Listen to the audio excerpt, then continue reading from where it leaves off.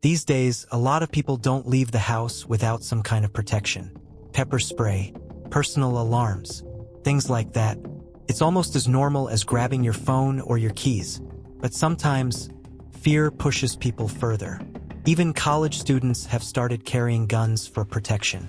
And that brings us to Brianna Dennison.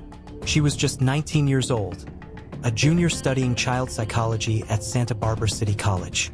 Bright, outgoing, full of life. But in January 2008, everything changed. Bree disappeared from a friend's home in Reno, Nevada.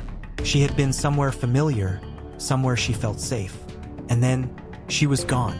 Her disappearance started as a missing person case, but it quickly turned into a nightmare. Each new detail that came to light only made the fear more intense. Not just for her family, but for the whole community.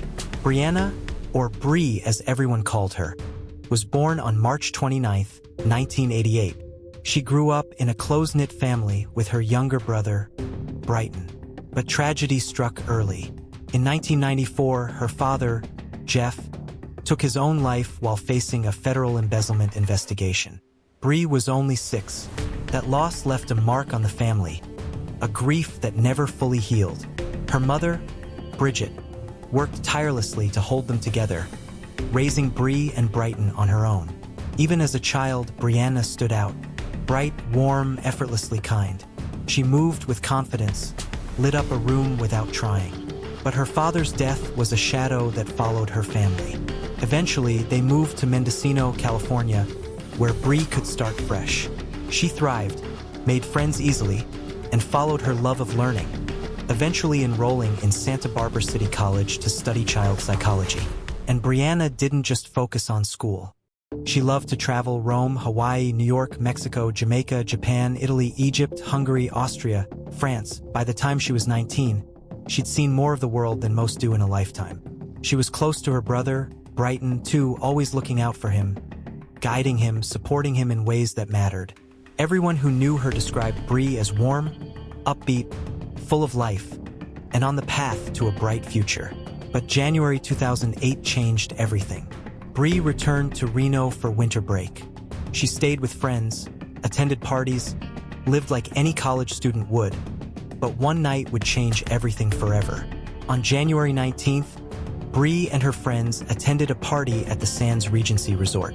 Hours later, they returned to an off-campus apartment. Bree made herself a spot on the couch with a pillow, 2 blankets, and a stuffed bear. Simple, safe, or so she thought.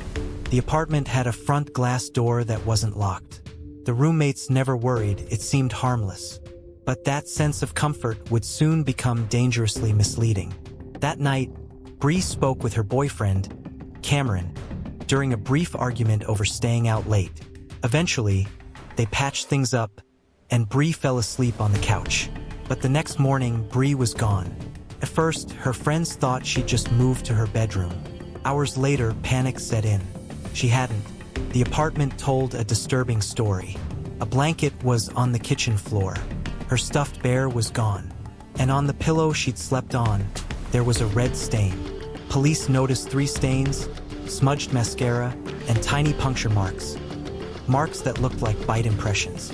It wasn't just crying, it was evidence of a struggle. Bree had likely been held down, the pillow pressed against her face. Male DNA was found on the couch and doorknob. Bree's DNA was on the pillow. With her missing, the FBI was called in.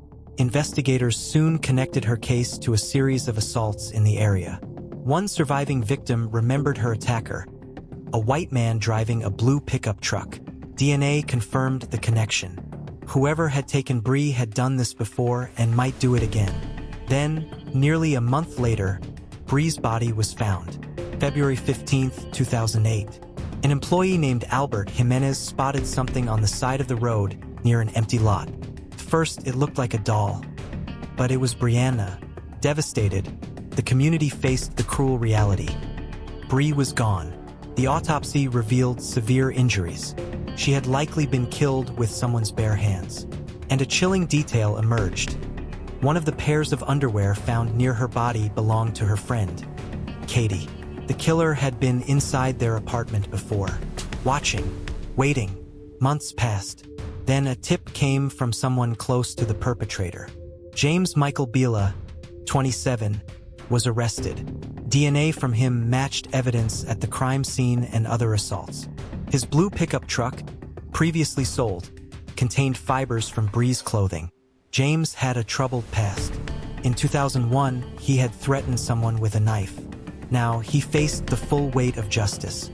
His trial began on May 12, 2010. Evidence, witness testimony, including from surviving victims, and DNA left no room for doubt.